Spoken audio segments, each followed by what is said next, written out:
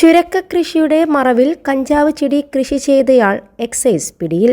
അസം സ്വദേശി ഹറുൾ റഷീദാണ് പിടിയിലായത്. അല്ലപ്ര ഒറണ്ണ ഭാഗത്ത് വാടക വീട്ടിലായിരുന്നു ഇയാൾ താമസം. കുറ്റിപ്പാടം ജംഗ്ഷനിൽ ബാർബർ ഷോപ്പ് നടത്തിയിരുന്ന ഹറുൾ ചുരക്ക കൃഷിക്കൊപ്പം 3 കഞ്ചാവ് ചെടികളും നട്ടുവളർത്തിയിരുന്നു.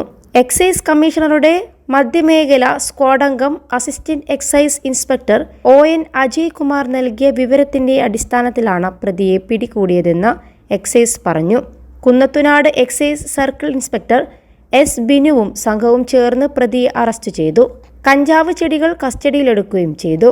കഞ്ചാവ് ചെടി നട്ടുവളർത്തുന്നത് NDPS നിയമപ്രകാരം ജാമ്യം കിട്ടാത്ത കുറ്റകൃത്യമാണ്.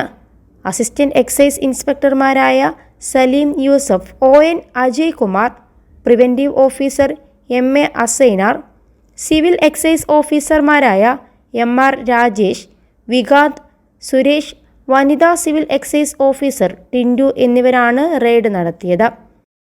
+2 ഡിഗ്രി കഴിഞ്ഞവർക്ക് വേൾഡ്സ് ഫസ്റ്റ് AR/VR ക്ലാസ് റൂമിലൂടെ സ്മാർട്ട് ഫോൺ എഞ്ചിനീയർ ആവാം. കൂടുതൽ അറിയാൻ വിളിക്കൂ ബ്രിഡ്കോ ആൻഡ് ബ്രിഡ്കോ.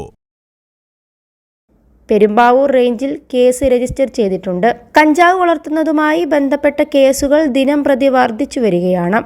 കായംകുളത്ത് വീട്ടുമുറ്റത്ത് കഞ്ചാവ് കൃഷി നടത്തിയ യുവാവിനെ പോലീസ് കഴിഞ്ഞ ആഴ്ച അറസ്റ്റ് ചെയ്തിരുന്നു. പുള്ളിക്കണക്ക് മുല്ലേലിൽ കിഴക്കേതിൽ അബ്ദുൽ ഷിജിയെയാണ് ജില്ലാ ലഹരി വിരുദ്ധ സ്ക്വാഡിന്റെയും കായംകുളം പോലീസിന്റെയും നേതൃത്വത്തിൽ അറസ്റ്റ് ചെയ്തത്. 31 കഞ്ചാവ് ചെടികൾ ഇയാളുടെ വീട്ടുമുറ്റത്ത് കണ്ടെത്തി.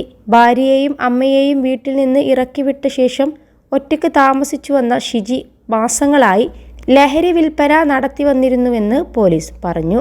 ഗൾഫിലെ ജോലി ഉപേക്ഷിച്ച് നാട്ടിലെത്തിയതിന് ശേഷം മയക്കുമരുന്നിന് അടിമയായിരുന്നു ഇയാൾ.